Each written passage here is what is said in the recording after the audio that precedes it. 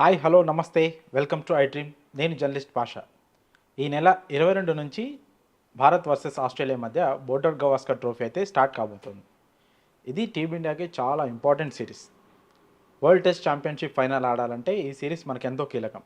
ఇలాంటి కీలకమైన సిరీస్లో 5 టెస్ట్ల ఈ లాంగ్ సిరీస్లో టీమిండియా ఎలాంటి స్ట్రాటజీతో బరిలోకి దిగుతుంది, టీమిండియా లోపాలేంటి, ఖచ్చితంగా బీజీటీ సిరీస్ గెలుస్తుందా లేదా అనే విషయాలపై చర్చించేందుకు ఈరోజు మనతో పాటు ఉన్నారు ప్రముఖ స్పోర్ట్స్ అనలిస్ట్ వెంకటేష్ గారు. సార్తో మాట్లాడి బీజీటీపై మరిన్ని విషయాలు తెలుసుకుందాం.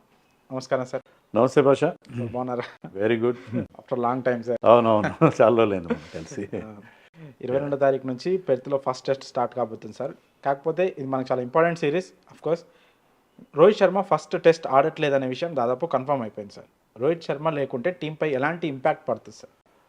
డెఫినెట్గా ఇంపాక్ట్ పడుతుంది. ఎందుకంటే మనకి ఇమీడియట్గా మనం తడుముకుంటున్నాం ఓపెనింగ్ ఎవరు చేస్తారు జైస్వాల్తో పాటు అని. ఎందుకంటే శుభ్మన్ గిల్ కూడా గాయమైంది, సో ఇద్దరు మిస్ అవుతున్నారు.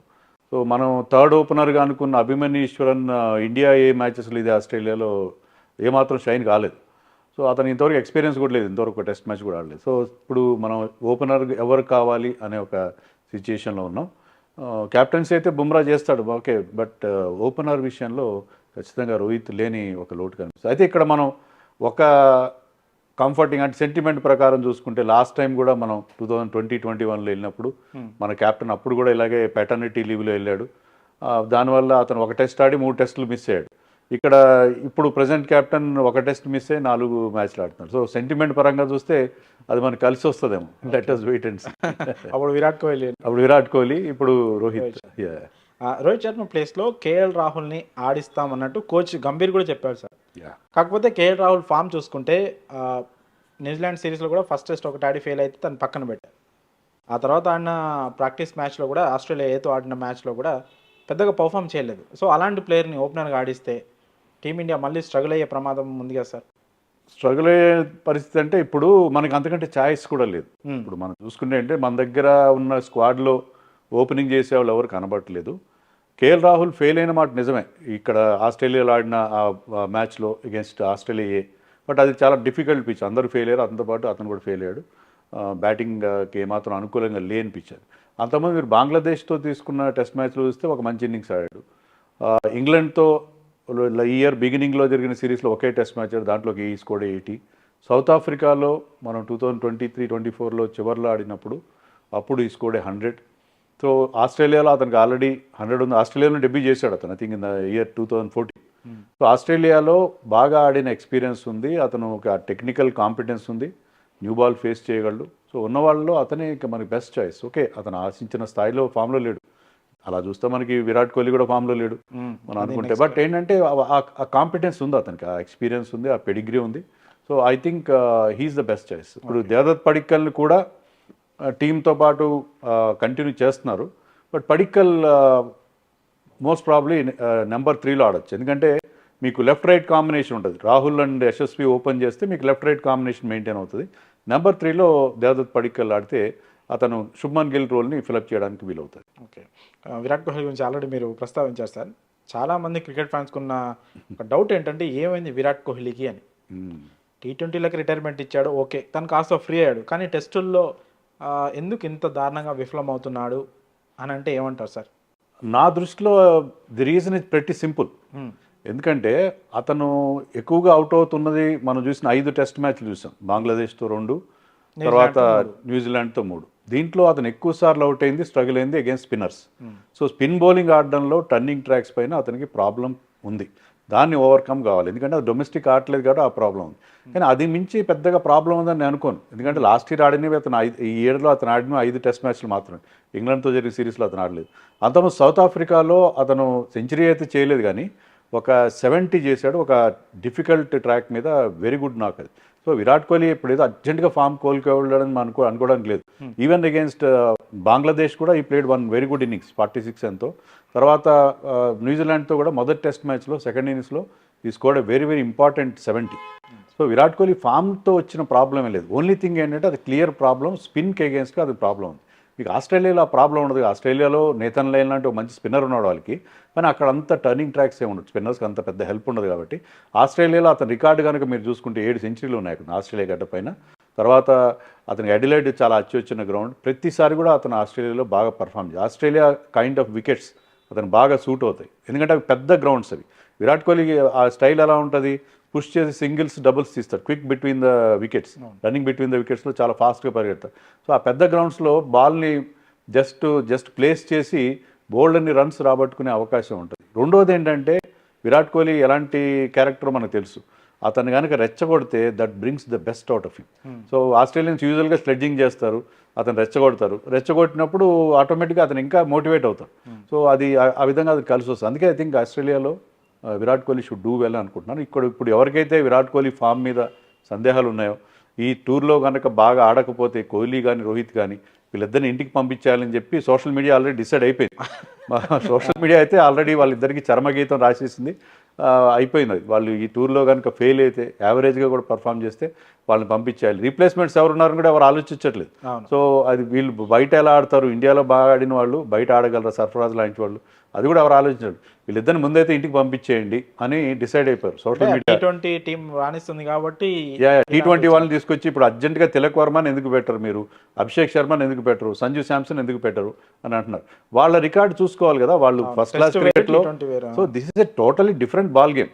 ఇక్కడ మీకు ఆడాల్సిన స్టైల్ వేరే, ఇక్కడ ఆడాల్సిన తీరు వేరే, ఆ పేషెన్స్ వేరే, టెంపర్మెంట్ వేరే, అవన్నీ చూడకుండా ఎవరైతే T20లో పర్ఫామ్ చేశారో వాళ్ళని నిజంగా తీసుకొచ్చి పెట్టేయండి, ఈ సీనియర్స్ని ఇంటికి పంపించేయండి అని చెప్పి సోషల్ మీడియాలో క్యాంపెయిన్ జరుగుతుంది. అది వేరే విషయం. సోషల్ మీడియా ఆధారంగా సెలెక్టర్స్ టీంని సెలెక్ట్ చేయరు. సో నేను అనుకోవడం ఏంటంటే it is too early to right of great players like Virat Kohli and Rohit Sharma. ఈ టూర్లో ఖచ్చితంగా ఇద్దరు, ఎందుకంటే ఇలాంటి గ్రేట్ ప్లేయర్స్ ఏంటంటే ఇలాంటి ఛాలెంజ్ వచ్చినప్పుడు that brings the best out of them. So వాళ్ళు ఖచ్చితంగా ఈ టూర్లో అందరి నోళ్ళు మూయిస్తారు, విమర్శకుల నోళ్ళు మూయిస్తారని చెప్పి నాకు, అంటే బ్రహ్మాండంగా సక్సెస్ అవుతారని నేను అన్నాను. ఎందుకంటే ఖచ్చితంగా వాళ్ళ కొంచెం ఫేడింగ్ అవుట్లో ఉన్నారు వాళ్ళు. ఒకప్పుడు you cannot have Virat Kohli of 2016 and 17. ఇప్పుడు ఆ స్థాయిలో విరాట్ కోహ్లీ పర్ఫామ్ చేస్తాడని మనం ఎక్స్పెక్ట్ చేయడానికి లేదు. బట్ విరాట్ కోహ్లీ ఇప్పటికీ కూడా ఈజ్ వెరీ గుడ్. పర్టికులర్లీ మనం సెనా కంట్రీస్లో south Africa, England, New Zealand, Australia లాంటి చోట్ల ఆడినప్పుడు వాళ్ళకున్న ఎక్స్పీరియన్స్ కానీ, వాళ్ళకున్న టెక్నికల్ కాంపిటెన్స్ కానీ చాలా చాలా ఇంపార్టెంట్. అది మర్చిపోయి మనం డొమెస్టిక్లో ఎవరో బాగా ఆడారు, ఐపీఎల్లో బాగా ఆడారు, T20లో బాగా ఆడారు, వీళ్ళని తీసుకెళ్ళి అంటే ఫ్లాట్ వికెట్స్ మీద ఆడిన వాళ్ళు టఫ్ వికెట్స్ మీద ఆడతారని మీరు ఎలా ఎక్స్పెక్ట్ చేస్తారు? So they are still very good.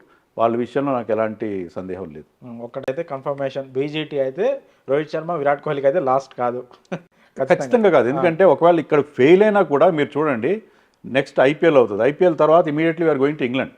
ఇంగ్లాండ్లో కూడా మీకు వాళ్ళ ఎక్స్పీరియన్స్ చాలా ముఖ్యం. అక్కడ మీరు కొత్త వాళ్ళని తీసుకెళ్ళి మొత్తం ఇన్ఎక్స్పీరియన్స్ స్క్వాడ్ని పంపించే అవకాశం లేదు. సో ఏదైనా వాళ్ళ అక్కడ ఈ 2 సిరీస్లో ఫెయిల్ అయితే I'm with you, I'm with all social media keyboard warriors, వాళ్ళతో నేను ఏకీభవిస్తాను, వీళ్ళిద్దరిని ఇంటికి పంపించాలి.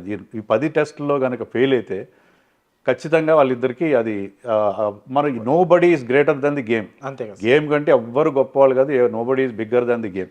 సో వాళ్ళు ఇంటికి హ్యాపీగా మనం ఇంటికి పంపించేయచ్చు 10 టెస్టుల్లో కూడా ఫెయిల్ అయితే. విరాట్ కోహ్లీ అగ్రెషన్ గురించి మాట్లాడారు సార్. సోషల్ మీడియాలో కొన్ని ఫోటోలు వైరల్ అవుతున్నాయి. ఫోటోషూట్ సిరీస్ కంటే ముందు తీసుకునే ఫోటోషూట్లో ఇప్పుడు రీసెంట్ ఈ బీజీటీ కోసం విరాట్ కోహ్లీ నవ్వుతున్న ఫోటో ఒకటి, పక్కన గతంలో ఉన్న కోపంతో ఉన్న అగ్రెషన్తో ఉన్న ఫోటో ఒకటి వైరల్ అవుతుంది. విరాట్ కోహ్లీలో ఈ మార్పు వచ్చింది కాబట్టి, అగ్రెషన్ లాస్ అయ్యాడు, కూల్ నేచర్ వచ్చేసింది కాబట్టి ఫెయిల్ అవుతున్నాడు అనే ఒక బజ్ అయితే నడుస్తూ ఉంది. ఎందుకు ఆ మార్పు వచ్చిందంటారు? నిజంగానే ఆ మార్పు వల్లే తను కొంచెం అగ్రెషన్ లాస్ అయిపోయి కూల్గా ఆడుతూ ఫెయిల్ అవుతున్నాడా? కూల్గా ఆడుతున్నది తర్వాతే అతను క్లిక్ చేయడమో నాకు అనిపిస్తుంది. ఎందుకంటే మనం చూసాం కదా, T20 వరల్డ్ కప్ కంటే ముందు 2021 or 22 ఆఫ్ఘనిస్తాన్తో ఏషియా కప్లో సెంచరీ చేశాడు. అక్కడి నుంచి అతను మళ్ళీ ఫామ్లోకి రావడం చూసాం, బోల్డన్ని సెంచరీలు చేయడం కూడా చూసాం. ఆ ఫేజ్లో అతను చాలా కూల్గా ఉన్నాడు. అతనికి క్యాప్టెన్సీ లేదు, అతని బర్డెన్ లేదు. తర్వాత ఇద్దరు పిల్లల తండ్రి అయ్యాడు అతను. సో ఆ ఫాదర్హుడ్ అది కూడా కొంత రెస్పాన్సిబిలిటీ, మెచ్యూరిటీ ఆటోమేటిక్గా వస్తుంది. సో ఇదివరకట్లాగా ఎవరితో గొడవలు పడడం కానీ, లేకపోతే మీడియాతో ట్యాంట్రమ్స్ కానీ ఇవన్నీ పోయినాయి. సో ఏజ్తో పాటు అతను he's mellowing down with the age. So అది గుడ్ థింగ్. అది అతని ఆటను ఎఫెక్ట్ చేస్తుందని నేను అనుకోను. ఏంటంటే మోటివేషన్ లెవెల్స్ ఖచ్చితంగా తగ్గుతాయి. అతనిలో కసి తగ్గింది. ఇప్పుడైనా మనం చూస్తే ఏంటంటే ఏదైనా వికెట్ పడినప్పుడు బౌలర్ కంటే విరాట్ కోహ్లీని ఎక్కువ సెలబ్రేట్ చేస్తాడు. సో అతనిలో ఆ కసి ఏమి తగ్గలేదు. అది తగ్గలేక కొంచెం ఎలాగైనా సరే పోను Age ఏంటంటే కొద్దీ. ఏజ్ వచ్చే కొద్దీ కొద్దిగా ఆ రియాక్షన్ లెవెల్స్ మారుతూ ఉంటాయి. That is a good thing actually. Virat Kohli ఇప్పుడు తన కోపమే తమ శత్రువు అంటారు. కోపంతో అన్ని సాధించలేం. మనం ఇందాక అనుకోండి విరాట్ కోహ్లీలో ఆ కసి చాలా ఇంపార్టెంట్. కానీ అది పూర్తిగా తగ్గిందని అయితే నేను అనుకోను. అంటే మనం ఒక్కటి రెండు ఫోటోలు చూసో లేకపోతే ఒకటి రెండు రియాక్షన్స్ చూసో మనం మాట్లాడడం కరెక్ట్ కాదు. విరాట్ కోహ్లీ స్టిల్ ఆ ఫైర్ ఇన్ ద బెల్లీ ఇంకా ఖచ్చితంగా ఉందని నేను అనుకుంటున్నాను. ఓకే.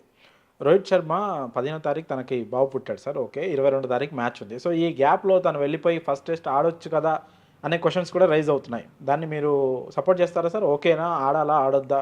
ఏ మాత్రం సపోర్ట్ చేయను. ఎందుకంటే ఇండియాలో ఆడిన టెస్ట్ మ్యాచ్లు ఆడి బాగానే ఉంది. ఆస్ట్రేలియాలో conditions different.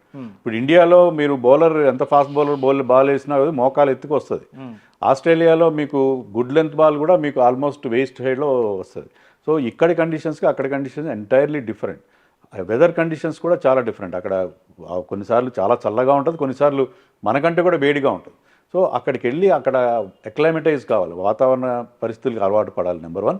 Number 2, sufficient practice కావాలి. ఇప్పుడు టెస్ట్ మ్యాచ్ 22 స్టార్ట్ ఉంది. ఇప్పుడు బయలుదేరి వెళ్ళి జెట్ లాగ్ అని ఉంటుంది. అక్కడ వెళ్ళి మళ్ళీ కొంత టైం జోన్స్కి అలవాటు పడడం, తర్వాత సఫిషియెంట్ ప్రాక్టీస్ చేయాలి ఆ పిచెస్ పైన. అదేం లేకుండా వెళ్ళి డైరెక్ట్గా టెస్ట్ మ్యాచ్ ఆడేస్తే దట్ ఈస్ నాట్ కరెక్ట్. అతను ఇప్పుడు కొడుకు పుట్టాడు కాబట్టి ఇంకా బయలుదేరి వెళ్ళొచ్చు. సో ఫస్ట్ టెస్ట్ ఆడడంలో ఏమాత్రం అర్థం, మెంటల్గా ఫిజికల్గా హీఈస్ నాట్ రెడీ. సో దానికంటే కూడా ఏంటంటే సెకండ్ టెస్ట్ మ్యాచ్కి ఫస్ట్ టెస్ట్ మ్యాచ్ మధ్యలో గ్యాప్ ఉంది. దాంట్లో ఒక ప్రాక్టీస్ మ్యాచ్ కూడా ఉంది, క్యాన్బెర్రాలో అనుకుంటా. ఆ ప్రాక్టీస్ మ్యాచ్లో ఆడి ఆ తర్వాత సెకండ్ టెస్ట్ మ్యాచ్ ఆడితే పర్ఫెక్ట్గా, ఎందుకంటే ఇప్పుడు రోహిత్ శర్మ కూడా ఫామ్లో లేడు. ముఖ్యంగా he's not trusting his defence. అతను ఎందుకు అగ్రెసివ్గా ఆడుతున్నాడంటే అతని డిఫెన్స్ మీద అతనికే నమ్మకం లేకుండా పోయింది. అందుకే బాల్ 1 నుంచి అతను ఈ trying to attack the bowlers. So అతను ఈ ప్రాక్టీస్ మ్యాచ్లో మళ్ళీ తన డిఫెన్సివ్ టెక్నిక్ని ఇంప్రూవ్ చేసుకుని కొంచెం ప్రాక్టీస్ చేసుకుని సెకండ్ టెస్ట్ ఆడితే మనం ప్రాపర్గా మనకి అడ్వాంటేజ్ మనకి ఇది ఉంటుంది. So I think that is the right thing to do.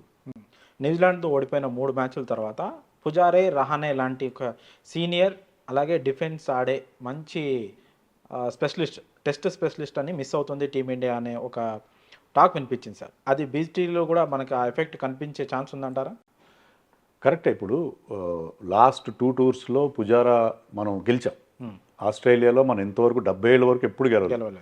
70 ఏళ్ళ తర్వాత మనం 2018-19లో ఒకసారి 2021లో మనం 2 సార్లు వరుసగా గెలిచాం. బాగానే ఉంది. ఆ 2 టూర్స్లో కూడా పుజారా వాజ్ అవర్ హీరో. ఖచ్చితంగా ఒప్పుకుంటాను నేను. Pujara was hero. Second time మనం గెలిచినప్పుడు రహానే వాజ్ ది కెప్టెన్. కానీ ఓకే, వాళ్ళ ఫామ్ కూడా బాగా డౌన్ అయింది. ఈవెన్ రాహుల్ ద్రావిడ్ కోచ్గా ఉన్నప్పుడే పుజారాని మనం టీం నుంచి తీసేసాం. Rahul Dravid is like Pujara.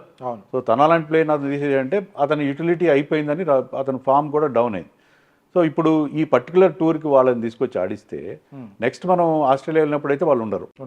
ఈ లోపల మనం కొత్త ప్లేయర్స్ని తయారు చేసుకోవాలి. ఇప్పుడు రాహుల్ కావచ్చు, సర్ఫరాజ్ కావచ్చు, జురెల్ కావచ్చు, దేవదత్ పడిక్కల్ కావచ్చు, శుభ్మన్ గిల్, వీళ్ళందరినీ మనం ఆస్ట్రేలియాలో ఆ కండిషన్స్లో ట్రై చేస్తే మన ఫ్యూచర్లో మనం భవిష్యత్తులో కూడా ఆస్ట్రేలియా వెళ్ళినప్పుడు వాళ్ళని తయారు చేసుకోవడం వీలదు.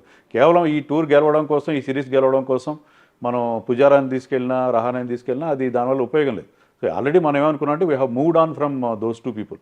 వాళ్ళు ఇంకా మనకు అవసరం లేదు, మనం కొత్త వాళ్ళని వెతుక్కుందాం అని చెప్పి మనం ముందుకెళ్తున్నాం. సో ఆ రకంగా వెళ్తున్నప్పుడు మనం కొత్త వాళ్ళని ట్రై చేసి ఒకవేళ ఫెయిల్ అయినా పర్వాలేదు, మనం ఏంటంటే టీం అనేది బిల్డ్ చేసుకోవడానికి ఫ్యూచర్ కోసం ఉపయోగపడుతుందని అనుకుంటున్నాను. Pujara I entirely agree. Last 2 టూర్స్లో ఆడాడు. అదే రకంగా ఆడాలి. ఆస్ట్రేలియాలో ఏంటంటే you have to wear down their bowlers. అక్కడ మీకు పెద్దగా బాల్ మూవ్ అవడం కానీ అదేం ఉండదు. Ball will come straight on to the bat. Bounce ఉంటుంది. వాళ్ళు మీకు రకరకాల బౌన్సర్లు వేస్తారు, మీ బాడీ మీద దెబ్బలు తగులుతాయి. అవన్నీ తట్టుకొని మీరు నిలబడితే you will get runs.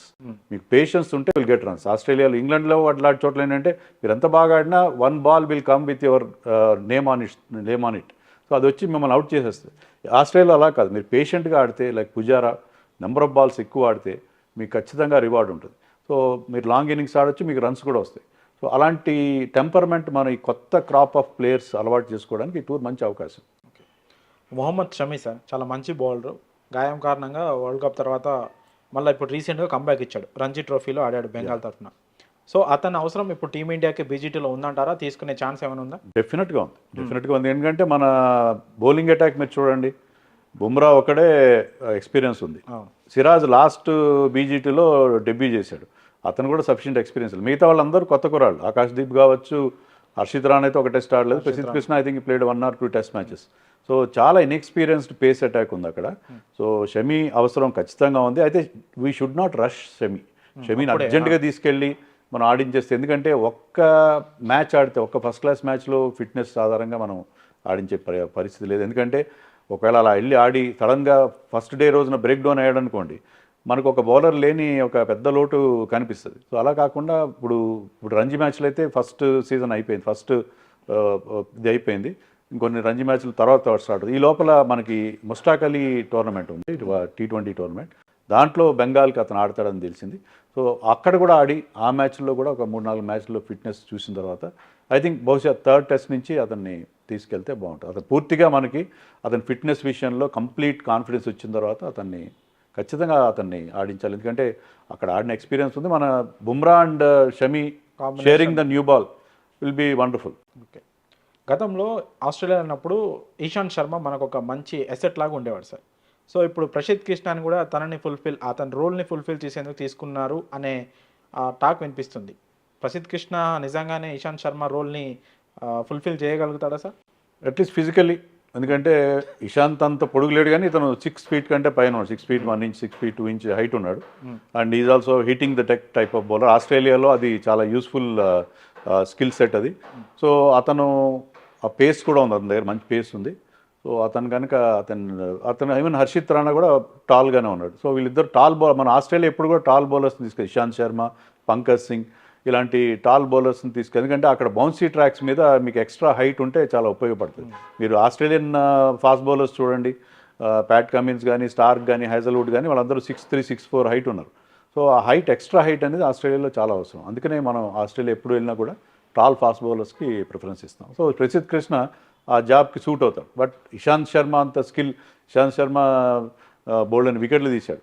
So 100 పైగా టెస్ట్ మ్యాచ్లు ఆడిన ప్లేయర్. సో ఆ స్థాయిలో అతను పర్ఫామ్ చేస్తాడు లేదు, we have to wait and see. కొంచెం ఇంజరీ ప్రోన్గా కూడా ఉన్నాడు ప్రసిద్ధ్ కృష్ణ, అదే అతనుకున్న ప్రాబ్లం. ఆల్రౌండర్లు తీసుకుంటే సార్, మనకున్న 4 ఆల్రౌండర్స్లో 3 స్పిన్ బౌలింగ్ ఆల్రౌండర్సే ఉన్నారు. మన తెలుగు కుర్రాడు నితీష్ కుమార్ రెడ్డి ఒక్కడే మీడియం ఫాస్ట్ బౌలర్ ఉన్నాడు. ఈ టెస్ట్ సిరీస్లో అతనికి అవకాశం దక్కుతుందా? డెఫినెట్గా ఫస్ట్ టెస్ట్లో అతను డెబ్యూ చేస్తాడని ఆల్రెడీ మనకి వార్తలు వస్తున్నాయి. ఎందుకంటే మీరు 4 ఫాస్ట్ బౌలర్స్ని ఆడించవచ్చు, స్పెషలిస్ట్ ఫాస్ట్ బౌలర్స్ని. కానీ దానివల్ల ఏంటంటే మీ టెయిల్ చాలా లాంగ్ అయిపోతుంది. ఆఫ్టర్ నెంబర్ 7 తర్వాత మీకు అందరూ టెయిల్ ఎండర్సే ఉంటారు. బుమ్రా కానీ, సిరాజ్ కానీ, వీళ్ళెవరు పెద్దగా బ్యాటింగ్ చేయరు. అలా కాకుండా మీ 4th సీమర్ కనుక ఒక ఆల్రౌండర్ అయితే మీకు నెంబర్ 8 దాకా బ్యాటింగ్ డెప్త్ ఉంటుంది. అది ఆస్ట్రేలియా లాంటి కండిషన్స్లో చాలా అవసరం. సో ఆ పర్టికులర్ రోల్కి నితీష్ కుమార్ రెడ్డిని తీసుకెళ్ళి, చాలామంది ముఖ్యంగా ముంబై లాబీ వాళ్ళు ఏమంటున్నారంటే శార్దుల్ ఠాకూర్ ఉన్నాడు కదా, శార్దుల్ ఠాకూర్ని పక్కన పెట్టేసి మీరు, ఎందుకంటే ముంబై వాళ్ళు ఏంటంటే వాళ్ళ ప్లేయర్స్ని ఎప్పుడు చేస్తున్నారు, జతిన్ పరాంజ్పే లాంటి మాజీ సెలెక్టర్స్ వీళ్ళందరూ కామెంట్ చేస్తున్నారు, శార్దుల్ ఠాకూర్ని తీసుకెళ్లాల్సింది. నితీష్ కుమార్ రెడ్డి ఆడాడు, అతను sufficient number of first class matches ఆడాడు. అతన్ని రష్ చేస్తున్నారు, మీరు చాలా తొందరగా టీంలోకి తీసుకొచ్చారని చెప్పి కామెంట్ చేస్తున్నారు. బట్ ఎలా అయితే మనం పుజారా అండ్ రహానే గురించి అనుకున్నామో, we are moving ahead of Shardul Thakur నుంచి మనం ముందుకెళ్తాం. అంటే ఆఫ్ లైట్ శార్దుల్ ఠాకూర్ కూడా మనకు సరైన పర్ఫార్మెన్స్ ఇవ్వలేదు. సో ఆ కారణంగా ఐ థింక్ నితీష్ కుమార్ రెడ్డిని ట్రై చేయడంలో తప్పేం లేదు. నితీష్ కుమార్ రెడ్డి మంచి టాలెంటెడ్ ప్లేయర్. బౌలింగ్ అంత గొప్పగా ఉంటుందని అనుకోను నేను, కానీ మీరు ఎప్పుడైనా చూడండి 5 బౌలర్స్తో మీరు ఆడినప్పుడు 5th bowler gets under bowled. అంటే మీరు 4 బౌలర్సే మెయిన్గా బౌలింగ్ వేస్తారు. ఒక రిలీఫ్గా ఎండ్ మార్చడం కోసమో లేకపోతే ఒక బౌలర్కి కాస్త రెస్ట్ ఇవ్వడం కోసం 5th బౌలర్ అంత అవసరం అన్నిసార్లు ఉండదు. సో అందుకని అలాంటి బౌలర్ కనుక బ్యాటింగ్ చేయగలిగితే, ప్రీవియస్లీ మనం used to play Hardik Pandya in that role. So ఆ రోల్లో నితీష్ కుమార్ రెడ్డి కనుక రీజనబుల్ పర్ఫార్మెన్స్ ఇస్తే పర్త్ టెస్ట్లో కనుక ఇన్నింగ్స్లో ఒక 20-30 రన్స్ చేసి 2 innings బౌలింగ్లో వికెట్స్ 1 or 2 వికెట్స్ తీసి, లేకపోతే టైట్గా బౌలింగ్ వేసి కొంచెం కంట్రోల్తో బౌలింగ్ వేస్తే మొత్తం 5 టెస్టులు ఆడే ఒక గోల్డెన్ ఆపర్చునిటీ అతనికి ఖచ్చితంగా కనిపిస్తుంది. ఎందుకంటే అతని స్కిల్ సెట్ ఉన్న ప్లేయర్ టీంలో ఇంకొకరు లేరు. 2 స్పిన్నర్ని ఆస్ట్రేలియాలో మనం ఆడించాం. యూజువల్గా మనం టర్నింగ్ ట్రాక్స్ మీద ఉంటే తప్ప, కానీ most of the tracks fast బౌలర్స్కి అనుకూలిస్తాయి. కాబట్టి great opportunity for Nitish Kumar Reddy to play the entire series. So దాన్ని అతను 2 చేతులతో ఈ అవకాశాన్ని అందిపుచ్చుకోవాలి. సిరాజ్ గురించి మాట్లాడుకుంటే సార్, గత కొన్ని టెస్టులుగా వికెట్లు పెద్దగా తీయట్లేదు. సో ఈ బీజీటీలో కనుక అదే కంటిన్యూ చేసి మళ్ళీ వికెట్లు తీయకపోతే ఇదే లాస్ట్ సిరీస్ అవ్వచ్చా సిరాజ్కి? ఎందుకంటే మిగతా బౌలర్లు బుమ్రా ఒకవేళ షమి కూడా టీంలోకి వస్తే వాళ్ళిద్దరు స్టార్ బౌలర్స్ ఖచ్చితంగా ఉంటారు. ఆకాష్ దీప్ కానీ, ప్రదీప్ కృష్ణ కానీ, హర్షిత్ రాణా కానీ వీళ్ళు ఎవరినైనా మంచి పర్ఫార్మెన్స్ చేస్తే ఒకళ్ళిద్దరు సిరాజ్ని పూర్తిగా పక్కన పెట్టేసే ఛాన్స్ ఉంది కదా సార్? డెఫినెట్గా సిరాజ్ కొద్దిగా లీన్ ప్యాచ్లో ఉన్నాడు. ఈ 5 టెస్ట్ మ్యాచ్లో కూడా సిరాజ్ నుంచి మనం ఆశించిన స్థాయి 5 టెస్ట్లు ఆడలేదు అతను, కానీ మొత్తం మీద ఓవరాల్గా అతను కొద్దిగా అది ఫామ్ కోల్పోవడం అనేది అందరికీ జరుగుతుంటుంది. బట్ ఆస్ట్రేలియాలోనే అతను డెబ్యూ చేశాడు. మెల్బోర్న్ టెస్ట్లో, తర్వాత సిడ్నీ టెస్ట్లో చాలా బాగా, ఐ థింక్ బ్రిస్బేన్ టెస్ట్లో చాలా మంచి బౌలింగ్ చేశాడు. సో ఆ పాజిటివ్ వైబ్స్ అతనికి ఉంటాయి ఖచ్చితంగా. అక్కడ బౌలర్స్ కూడా హెల్ప్ ఉంటుంది. సో సిరాజ్ ఏంటంటే చాలా committed soldier. So first over ఎంత ఎఫర్ట్ పెడతాడో లాస్ట్ ఓవర్లో కూడా అంత ఎఫర్ట్ పెడతాడు. So captains would love to have a bowler like him.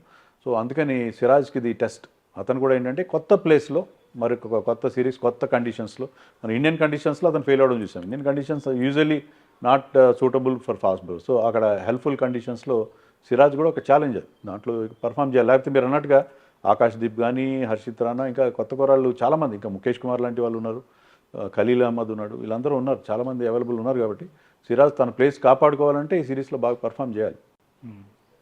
Batting పరంగా చూస్తే సార్, ఇప్పటివరకు టీమిండియా బ్యాటింగ్ లైనప్ని మనం అనలైజ్ చేసినాం. అలాగే ఆస్ట్రేలియా మన అపోనెంట్ బ్యాటింగ్లో ఏ టీం స్ట్రాంగ్గా ఉంది సార్? మనకు ముఖ్యంగా ఎవరి నుంచి థ్రెడ్ ఉంటుంది ఆస్ట్రేలియా బ్యాటర్స్ నుంచి?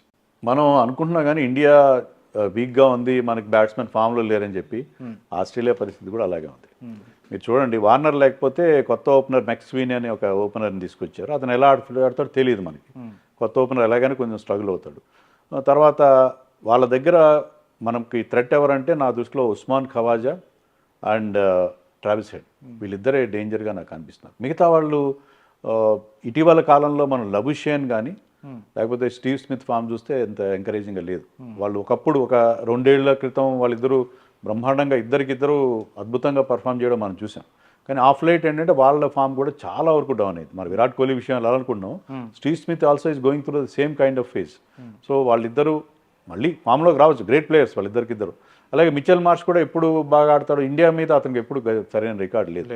సో మనకి వాళ్ళకి కూడా కొన్ని ప్రాబ్లమ్స్ ఉన్నాయి. ఖవాజా అండ్ ట్రావిస్ హెడ్ ఎప్పుడు always danger to India. India మీద ఎప్పుడు కూడా that brings the best out of him. So వీళ్ళకే ప్రాబ్లం ఉంది. అలెక్స్ క్యారీ ఉన్నాడు కీపర్, అతను కూడా ఓకే పెద్దగా మనం వాళ్ళ బ్యాటింగ్ గురించి కూడా పెద్దగా మనం వరి అవ్వాల్సిన అవసరం లేదు. మనం బ్యాటింగ్లో ఎలాంటి సమస్యలు ఉన్నాయో they are also having similar kind of problems. Okay, bowling గురించి మాట్లాడుకుంటే team India bowling attack, Australia bowling attack, ఏది డేంజరస్గా ఉంది ప్రస్తుతానికి? ఆస్ట్రేలియా కండిషన్స్లో ఎవరు డామినేట్ చేసే అవకాశం కనిపిస్తాం? అంటే ఆస్ట్రేలియాకి ఇక్కడ కొంత ఎడ్జ్ కనిపిస్తుంది ఫర్ 2 reasons. ఒకటి ఏంటంటే ఎక్స్పీరియన్స్. మీరు ఆ నలుగురు తీసుకోండి, కమిన్స్ కానీ, Starc, Hazlewood and Nathan Lyon, tons of experience ఉంది. అది హోమ్ కండిషన్స్లో ఆడుతున్నారు, అది నెంబర్ 1. రెండోది ఏంటంటే మనం అనుకున్నట్టుగా వాళ్ళు వాళ్ళ ఎక్స్ట్రా హైట్, ఓకే, అది extra ice and familiarity with the conditions, అవన్నీ వాళ్ళకి హెల్ప్ఫుల్గా ఉంటాయి. మన వాళ్ళు తీసుకుంటే ఏంటంటే బుమ్రా తప్ప మిగతా వాళ్ళకి పెద్ద ఎక్స్పీరియన్స్ లేదు. బుమ్రా ఐ థింక్ ఇది 3rd tour ఎంతో ఆస్ట్రేలియాలో. సో అతనికి సఫిషియెంట్ ఎక్స్పీరియన్స్. మిగతా వాళ్ళందరూ కొత్తగా ఉన్నారు. బట్ ఒకటేంటంటే ఫ్రెష్నెస్, ఎనర్జీ. మన దగ్గర ఆ ఫ్రెష్నెస్ తీసుకొచ్చే ఫాస్ట్ బౌలింగ్ ఏంటంటే మీకు ఎనర్జీ కావాలి, ఆ ఫ్రెష్నెస్ కావాలి, ఫ్రెష్ లెగ్స్ ఎప్పుడు కూడా చాలా. సో ఆ రకంగా మనకు కొంత హెల్ప్ ఉంది. మీరు అదే ఆస్ట్రేలియా తీసుకుంటే వాళ్ళు ముగ్గురు fast bowlers, they are above 30. ముగ్గురు కూడా వాళ్ళ లేటర్ పార్ట్ ఆఫ్ కెరీర్లో ఉన్నారు. ఖచ్చితంగా ఏజింగ్ పేస్ అటాక్. ఈవెన్ వాళ్ళ 4th సీమర్గా ఉన్న స్కాట్ బౌలండ్ కూడా అతను కూడా 35 ఎంతో, అతను కూడా ఏజ్ చాలా ఎక్కువ ఉంది. సో వాళ్ళ bowling attack is ageing face attack. మనది ఏంటంటే ఆ ఎక్స్ట్రా విగర్, ఆ యంగ్ పేస్ అటాక్ ఉంది. కాబట్టి అది మనకు కొంతవరకు. బట్ ఎక్స్పీరియన్స్ తీసుకుంటే మాత్రం మనం చాలా టోటల్ ఎక్స్పీరియన్స్లో చాలా, నేను అక్కడ ఒక మీమ్స్ వస్తాయి దాంట్లో చూశాను. ఈ మన బౌలింగ్ అటాక్లో ఉన్న 6 మంది కలిపి చూస్తే, ఇంక్లూడింగ్ నితీష్ రెడ్డి చూస్తే, వీళ్ళందరూ తీసుకున్న వికెట్లు కంటే వాళ్ళు ఒక్కొక్కరు ఎక్కువ వికెట్లు తీసుకున్నారు. హ్యాజల్వుడ్ కానీ, కమిన్స్ కానీ, స్టార్క్ కానీ. సో అంత డిఫరెన్స్ ఉంది. ఓకే, 5 టెస్ట్ మ్యాచ్ జరిగే వేదికలు చూసుకుంటే సార్, పెర్త్, అడిలైట్, అలాగే బ్రిస్బేన్, సిడ్నీ, అలాగే ఇంకా మెల్బోర్న్. ఈ 5 ఆస్ట్రేలియాకే పూర్తిగా వాళ్ళకే అనుకూలంగా ఉంటాయా, లేదా మనకు అనుకూలంగా ఉండే పిచ్చులు ఉన్నాయా? ఎలాంటి కండిషన్స్ ఉంటాయి? ఇందులో డిఫరెంట్గా ఉండేవి అన్నీ ఒకే ప్యాటర్న్లో ఉంటాయా? ఒకసారి పిచ్చుల గురించి అనాలిసిస్ చేయండి ఈ టూర్ మనకి టఫ్ ఎందుకంటే Pasha, sir. First 3 test matches కూడా మనకి చాలా చాలా టఫ్ కండిషన్స్ ఉంటాయి. పెర్త్లో చాలా ఫాస్ట్ వికెట్ ఉంటుంది అని చెప్పి మనకు ఆల్రెడీ డ్రాప్ ఇన్ పిచ్చే, కానీ ఆ పిచ్ కూడా చాలా పేస్ బౌలింగ్కి అనుకూలంగా. జనరల్లీ పెర్త్ ఎప్పుడు కూడా గతంలో వాకా స్టేడియంలో ఆడిన, ఇప్పుడు ఆప్టస్లో ఆడిన ఫాస్ట్ బౌలర్స్కి హెల్ప్ ఉంటుంది. అక్కడ సాయిల్ కండిషన్ ఏంటంటే మంచి ఎక్స్ట్రా బౌన్స్ ఉంటుంది. So first test match fast బౌలర్స్కి హెల్ప్, అది మనకి నిజంగా చాలా tough conditions. Second test match అడిలైడ్లో యూజువల్లీ అక్కడ మీకు చూస్తే ఏంటంటే Adelaide is always batting friendly conditions. Side boundaries చిన్నగా ఉంటాయి, మీకు ఈజీగా బౌండరీస్ కొట్టుకోవచ్చు. కానీ ఇప్పుడు మనం అక్కడ ఆడబోయేది pink ball test. So last time మనం 36 ఆల్అవుట్ అయింది కూడా అక్కడే. సో పింక్ బాల్ ఏంటంటే ఎప్పుడు మూవ్ అవుతుందో తెలియదు. ఒకసారి ట్వైలైట్ జోన్ అంటారు, అంటే మనకి న్యాచురల్ లైట్ ఫేడ్ అవుట్ అయ్యి ఈ లైట్స్ ఆన్ అయిన టైంలో, ఆ టైంలో ball will start swinging like anything. So కొన్ని ఆ పింక్ బాల్ ఏంటంటే యూజువల్గా దాంట్లో మామూలు బాల్ కంటే ఎక్కువ స్వింగ్ ఉంటుంది. ఎందుకంటే దాని మీద ఆ లాక్కర్, ఆ లక్క అంటారు కదా, అది ఎక్కువ కోటింగ్ ఎక్కువ ఉంటుంది. సో అది ఆ షైన్ ఎక్కువ ఉండి అది ఎక్కువ స్వింగ్ అవుతుంది. So pink ball test also is a danger for us. Last time మనకి ఆ 36 ఆల్అవుట్ అక్కడే అయింది, అడిలైడ్లోనే, పింక్ బాల్ టెస్ట్లోనే. అండ్ థర్డ్ టెస్ట్ మ్యాచ్ బ్రిస్బేన్లో లాస్ట్ టైం మనం గెలిచాం, కానీ ఆస్ట్రేలియాని 50 ఏళ్ళ తర్వాత ఎప్పుడో మనం ఆస్ట్రేలియాకి అక్కడ ఓటమే లేని పరిస్థితి అది. గాబాకి ఘమండ్ అంటారే, ఘమండ్ టూటా అని చెప్పి అన్నట్టు, ఆ ఘమండ్ ఈ కారణం ఏంటంటే అది కూడా చాలా చాలా పేసీ వికెట్, చాలా ఫాస్ట్ బౌలర్స్కి అనుకూలించేది. సో మనకి ఫస్ట్ 3 టెస్ట్ మ్యాచెస్ చాలా చాలా టఫ్ టెస్ట్ మ్యాచెస్ ఉన్నాయి. లాస్ట్ 2 ఏంటంటే మనకి అనుకూలమైన కండిషన్. మెల్బోర్న్లో మనం ఎక్కువ టెస్ట్ మ్యాచ్లు గెలిచాం, సిడ్నీలో కూడా యూజువలీ మనకి బెటర్ బ్యాటింగ్ కండిషన్స్ ఉంటాయి. సో ఏంటంటే మనం ఈ 3 టెస్టులు దాటుకోగా చాలా పెద్ద ఛాలెంజ్గా మనకి కనిపిస్తుంది. విరాట్ కోహ్లీ సరే ఇప్పుడు అంత పెద్ద మంచి ఫామ్లో లేకపోయినా సార్, ఆస్ట్రేలియాలో తనకున్న ట్రాక్ రికార్డ్ చూసుకున్నా, ఆస్ట్రేలియాలో అంటే తను ఆడిన విధానం చూసుకున్నా కూడా వాళ్ళ ఖచ్చితంగా ఆస్ట్రేలియాకి విరాట్ కోహ్లీ ఒక థ్రెట్టే. సో ఆస్ట్రేలియా విరాట్ కోహ్లీ గురించి ఎలాంటి స్ట్రాటజీ వస్తుంది సార్? మీరు అక్కడి నుంచి వస్తున్న న్యూస్ చూసి ఉంటారు. అన్ని అక్కడ ఉన్న న్యూస్ పేపర్స్లో అన్నిట్లో కూడా విరాట్ కోహ్లీ బొమ్మ పెట్టి విరాట్ కోహ్లీ గురించే మాట్లాడతారు. కెప్టెన్ గురించి కానీ ఎవరి గురించి మాట్లాడలేదు. ఈవెన్ రిషబ్ పంత్ అంత బాగా పర్ఫామ్ చేసిన లాస్ట్ టూర్లో రిషబ్ పంత్ కంటే కూడా విరాట్ కోహ్లీ గురించే వాళ్ళు ఎక్కువ మాట్లాడుతున్నారు, విరాట్ కోహ్లీ గురించే భయపడుతున్నారు. మీరు చెప్పినట్టుగా అతనికి ఆ రికార్డు అడిలైడ్లో అతనికి I think he has 3 or 4 hundreds in Adelaide. చాలా మంచి లక్కీ గ్రౌండ్ అది, హ్యాపీ హంటింగ్ గ్రౌండ్ అది. అతన్ని మనం ఇందాక చెప్పుకున్నట్టుగా అతని స్టైల్ ఆఫ్ ప్లేకి అక్కడ పిచెస్ బాగా సూట్ అవుతాయి. సో ఈ always does well in Australia. So అదే మనకి హోప్ ఏంటంటే విరాట్ కోహ్లీ ఫామ్లోకి వస్తాడు. Shubman Gill first test match అయితే ఆడట్లేదు, కానీ లాస్ట్ టూర్లో అతను చాలా మంచి ఇన్నింగ్స్ ఆడాడు, ముఖ్యంగా గాబా టెస్ట్లో మంచి ఇన్నింగ్స్ ఆడాడు. అతనికి అక్కడ అతని స్టైల్ ఆఫ్ ప్లే కూడా ఆ బౌన్సీ ట్రాక్స్ బాగా సూట్ అవుతాయి. సో మనకి అందరికీ అదే హోప్స్ ఉన్నాయి. మనకి ఇప్పుడు న్యూజిలాండ్తో ఘోరంగా ఓడిపోయినప్పటికి కూడా ఆస్ట్రేలియాలో మన ప్లేయర్స్ ఎప్పుడు కూడా they are more comfortable. Last 2 times మనం అక్కడ గెలిచాం. సో ఐ థింక్ ఈసారి బెటర్గా ఆడతారు మన వాళ్ళని చెప్పి, విరాట్ కోహ్లీనే కాదు మిగతా వాళ్ళు కూడా. విరాట్ కోహ్లీ కూడా ఛాలెంజ్, ఇది చాలా పెద్ద ఛాలెంజ్, ఎందుకంటే అతన్ని ఆల్మోస్ట్ రైట్ ఆఫ్ చేసే పరిస్థితి. సో ఇలాంటి ఛాలెంజ్కి గొప్ప ప్లేయర్స్ ఖచ్చితంగా రియాక్ట్ అవుతారు, పాజిటివ్గా రియాక్ట్ అవుతారు. So I expect the same thing with Rohit and Virat. గత కొన్ని మ్యాచ్లుగా బాగా ఆడుతున్న అక్షర్ పటేల్ సార్, స్పిన్ ఆల్రౌండర్గా బ్యాటింగ్ చాలా అద్భుతంగా చేస్తున్నాడు. అతన్ని బీజీటీకి ఎందుకు సెలెక్ట్ చేయలేదు సార్? దానికి మెయిన్ రీజన్ ఏంటంటే అక్షర్ కంటే కూడా మన పికింగ్ ఆర్డర్లో మనకి ఎప్పుడు జడేజా ముందు ఉంటుంది. ఇద్దరు సిమిలర్ కైండ్ ఆఫ్ బౌలర్, ఇద్దరిని ఆడించే పరిస్థితి ఉండదు టెస్ట్ మ్యాచ్లో, ఎందుకంటే సేమ్ టైప్లో ఉంటారు కదా. సో జడేజా మీరు ఇటీవల కాలంలో అక్షర్ బాగా బ్యాటింగ్ చేస్తున్నారు కరెక్టే, కానీ ఎక్కువగా అది వైట్ బాల్ క్రికెట్. టెస్ట్ మ్యాచ్లో అవకాశం ఇచ్చినా బాగానే బ్యాటింగ్ చేస్తారు, కానీ is better batsmen and turning tracks మీద బెటర్ రికార్డ్ ఉంది. అక్షర్ ఇంతవరకు టెస్ట్ మ్యాచ్ ఆడలేదు అనుకుంటా, ఆస్ట్రేలియాలో ఎప్పుడు ఆడలేదు. అతనికి కొన్ని ఎక్స్పీరియన్స్ కానీ అది తీసుకున్నారు. లేటెస్ట్గా వాషింగ్టన్ సుందర్ ఎప్పుడైతే ఎమర్జ్ అయ్యాడో, వాషింగ్టన్ సుందర్ ఎమర్జ్ కాకపోయి ఉంటే అక్షర్ వెళ్ళి ఉండేవాడు. కానీ ఆ వాషింగ్టన్ సుందర్ ఒక ఆఫ్ స్పిన్నర్. మీకు అక్కడ చూస్తే ఏంటంటే ట్రావిస్ హెడ్ కానీ, ఉస్మాన్ ఖవాజా, అలెక్స్ క్యారీ, వీళ్ళందరూ లెఫ్ట్ హ్యాండర్స్ ఉన్నారు ఆ టీంలో. సో లెఫ్ట్ హ్యాండర్స్కి అగేన్స్ట్గా ఒక ఆఫ్ స్పిన్నింగ్ ఆల్రౌండర్ ఉంటే బాగుంటుంది అని అతన్ని సెలెక్ట్ చేసినట్టుగా ఉన్నారు. మరి అశ్విన్ కూడా సేమ్ కదా అని మీరు అనొచ్చు. నా దృష్టిలో ఏంటంటే నేను అనుకోవడం, if I'm not wrong, I'm not against Ashwin must have played is lost test match అనుకుంటున్నాను. ఎందుకంటే హోమ్ టెస్ట్ సిరీస్లోనే అతను పెద్దగా ఇంప్రెసివ్గా చేయలేదు. ఆస్ట్రేలియాలో మన స్పిన్నర్స్ ఎవరు కూడా పెద్దగా షైన్ కాలేదు, ఎప్పుడు షైన్ కాలేదు. అలాంటప్పుడు అశ్విన్ కంటే కూడా Washington is a better batsmen, left hander. So ఒకవేళ మీరు ఇద్దరు స్పిన్నర్స్ ఆడించాలనుకున్నా లేకపోతే జడేజాని పక్కన పెట్టాలనుకున్నా your first choice happens to be Washington, not Ashwin. So Ashwin టూర్కి అయితే తీసుకెళ్లారు, అతను ఉన్న ఎక్స్పీరియన్స్తో అది తీసుకెళ్లారు, కానీ అక్కడ అతను టెస్ట్ మ్యాచ్లు ఆడతాడని నాకైతే నమ్మకం లేదు. ఒకవేళ ఆడించిన చివర్లో ఏమైనా లాస్ట్ చెప్పలేము మనం, ఎందుకంటే ఇద్దరు స్పిన్నర్స్ ఆడించాలన్నప్పుడు అశ్విన్ ఈజ్ ఎ చాయిస్. కానీ ఎప్పుడు కూడా మీరు ఫస్ట్ ప్రిఫరెన్స్ ఎవరికి ఇస్తారంటే జడేజా వాషింగ్టన్కి ఇస్తారు. ఓకే, రుతురాజ్ గైక్వాడ్కి అన్యాయం జరుగుతుంది అనే బస్ బాగా వినిపిస్తుంది. గతంలో సంజు శాంసన్ విషయంలో వినిపించినంతగా వినిపిస్తూ ఉంది. అభిమన్యు ఈశ్వరన్ని కూడా తీసుకున్నారు, రుతురాజ్ గైక్వాడ్కి మాత్రం ఛాన్స్ ఇవ్వట్లేదు అని. దాన్ని ఎలా చూడాలి సార్? ఇది అంతా సోషల్ మీడియా క్యాంపెయిన్, ఇది సోషల్ మీడియా హంగామా ఇది.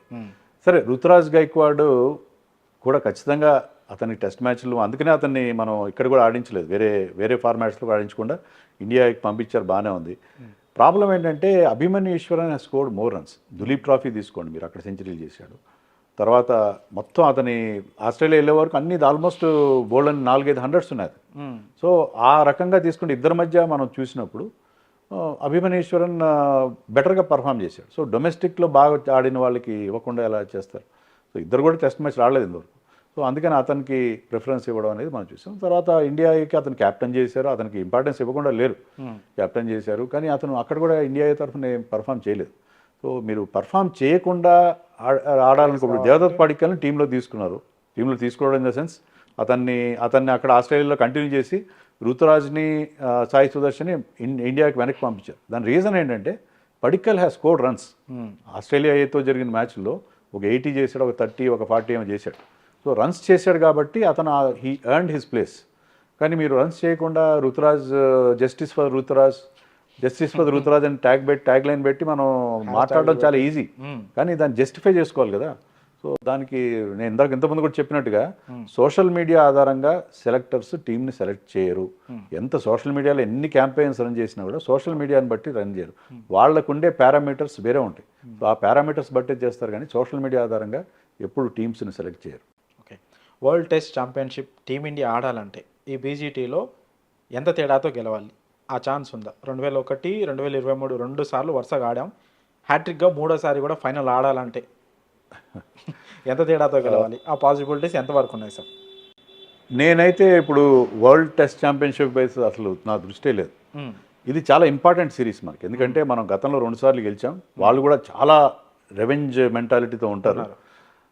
సో ఇది గెలిస్తే వరల్డ్ టెస్ట్ ఛాంపియన్షిప్ మనం వెళ్తామా లేదా? మనం బహుశా 2-1తో గెలిస్తే మనకి ఛాన్స్ ఉండదేమో, 2-1తోనో 2-2తో 2-2 డ్రా చేసుకున్నా మనం ఉండదేమో. బట్ ఈ సిరీస్ ఓడిపోకుండా ఉంటే I will still feel happy. గెలిస్తే బ్రహ్మాండంగా. అది వెళ్ళామా లేదా అనేది, ఎందుకంటే మనకి ఇప్పటికీ కూడా నా దృష్టిలో ఏంటంటే మనం ఫుల్లీ ప్రిపేర్డ్గా వెళ్ళాం వరల్డ్ టెస్ట్ ఛాంపియన్షిప్ ఫైనల్ ఆడడానికి. ఎందుకంటే ఇంగ్లాండ్ కండిషన్స్లో మనం ప్రతిసారి ఇంగ్లాండ్లో ఆడుతున్నాం, ప్రతిసారి వీఆర్ ఫౌండ్ వాంటింగ్. అంటే అక్కడ మూవింగ్ బాల్ ఉంటుంది, వర్షాలు పడుతుంటాయి, క్లౌడీ కండిషన్ ఉంటుంది. దాంట్లో మనం వెళ్ళి ఓడిపోయి, ఈరోజు డేట్ నవంబర్ 19th మనకు ఒక చేదు అనుభవంగా మిగిలిపోయింది. ఇప్పటికీ ఈ రోజు కూడా అంత మీమ్స్ వస్తున్నాయి. సో మరి మరొక ఫైనల్కి వెళ్ళి మరొక చేదు అనుభవం ఎదురయ్యే బదులు ఈసారి ఫైనల్ పోయినా పర్వాలేదు, ఈ సిరీస్ గెలవాలి. నా అభిప్రాయం, నా పర్సనల్లీ ఐ ఫీల్ దట్ ఈ సిరీస్ మనం గెలవాలి. గెలిస్తే చాలు, వరల్డ్ టెస్ట్ ఛాంపియన్ ఫైనల్కి వెళ్తామా లేదని. Next world test championship final ఇంగ్లాండ్లో జరగకపోవచ్చు, జరిగినా కూడా ఆ పార్టీకి మనం ఫుల్గా ఎక్విప్ అయ్యి దానికి ఆ కండిషన్స్కి తగిన టీం తయారు చేసుకుని వెళ్ళి గెలిచి వస్తే బాగుంటుంది. కానీ ప్రతిసారి ఫైనల్కి వెళ్ళాము, ఫైనల్లో ఓడిపోయామంటే లాభం లేదు కదా. ఇప్పుడు ఏ కాంపిటేటివ్ ఎగ్జామ్లో మీరు ప్రిలిమ్స్ క్లియర్ చేశారు, మెయిన్ క్లియర్ చేశారు, ఇంటర్వ్యూలో పోతే ఏం ఉపయోగం లేదు కదా. You will be back to square one. So అలాగే మీరు ప్రతిసారి ఆ చివరి దాకా వెళ్ళి అక్కడ ఫైనల్ హడిల్ క్రాస్ చేయనప్పుడు దెర్ ఇస్ నో మీనింగ్. వెళ్లకుండా ఉంటే ఇంకా మనం హ్యాపీగా ఫీల్ అయ్యే పరిస్థితి కనిపిస్తుంది. ఓకే, ఆ WTC ఫైనల్ ఎందుకు సార్ ఒక్క మ్యాచ్తోనే? అంటే గతంలో రోహిత్ శర్మ కూడా ఈ విషయంలో మాట్లాడాడు. ఇప్పుడు మీరు అన్నట్టు మనం ఇంగ్లాండ్ వెళ్ళి ఆ కండిషన్స్కి అడాప్ట్ చేసుకోకుండా ఒక్క మ్యాచ్తోనే ఇంత కష్టపడి ఒక మ్యాచ్తో పోవడం అనేది, అట్లా కాకుండా ఒక 3 మ్యాచ్ సిరీస్ లాగా కండక్ట్ చేస్తే బాగుంటుంది అంటారు కదా? కరెక్టే, కానీ ఇప్పుడు ఏమవుతుందంటే ఈ వరల్డ్లో బోల్డ్ అన్ని లీగ్స్ ఉన్నాయి. మీకు 3 టెస్ట్ మ్యాచ్లు అంటే కనీసం మీకు 1.5 month టైం కావాలి. అంటే 15 రోజులు ప్లస్ మధ్యలో గ్యాప్లు కలిపితే మీకు కనీసం ఒక 5 వారాల గ్యాప్ కావాలి. మీకు ఒక 5 వారాల గ్యాప్లు అంటే ఎవరో ఒక లీగ్తో క్లాష్ అవుతుంది, లేకపోతే వాళ్ళ సీజన్తో క్లాష్ అవుతుంది. ఇంత పెద్ద గ్యాప్ని తీసుకుని, అంటే ఏ టీమ్స్ ఆడతాయో తెలియదు. సో అన్ని టీమ్స్కి అక్కడ ఎవరు ఆడకుండా అక్కడ గ్యాప్ వదలాలి. సో ప్రతి టీంకి అక్కడ ఆ టైంలో ఎలాంటి షెడ్యూల్ అంటే మీరు మామూలుగా ఈ ఫ్యూచర్ టూర్స్ ప్రోగ్రామ్ అనేది 3-4 ఏళ్ళ ముందు ఒకేసారి డిసైడ్ అవుతుంది. సో మీరు ఆ విండో అంత పెద్ద విండో మీరు ప్రతి టీంని ఎవరు ఏ మ్యాచ్ ఆడకుండా ఆపగలిగే పరిస్థితి ఉండాలి. అది చాలా పెద్ద ఛాలెంజ్ అయిపోయింది. న్యాచురల్గా చూస్తే యాక్చువల్గా చూస్తే బెస్ట్ ఆఫ్ 3 ఉంటే అద్భుతంగా ఉంటుంది. ఒకవేళ 2 మ్యాచ్లో ఒక టీం గెలిచింది అనుకోండి, ఈ need not play the third test match. So అలా చేస్తే బాగుంటుంది. ఫ్యూచర్లో ఎప్పుడైనా మరి అలాంటి పరిస్థితి ఉంటుందేమో, let us wait and see. Thank you sir, thank you so much. మీ వాల్యుబుల్ టైంని ఇచ్చి చాలా విషయాలు మాతో పంచుకున్నందుకు థ్యాంక్ యూ సో మచ్.